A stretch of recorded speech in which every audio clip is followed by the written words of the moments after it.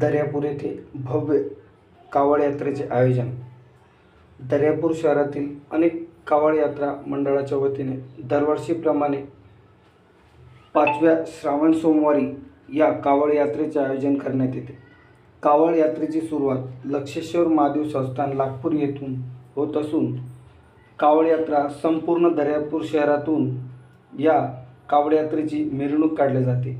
दर्यापूर शहरातील मुख्य चौकातून या कावड यात्रेचे सादरीकरण केले जाते।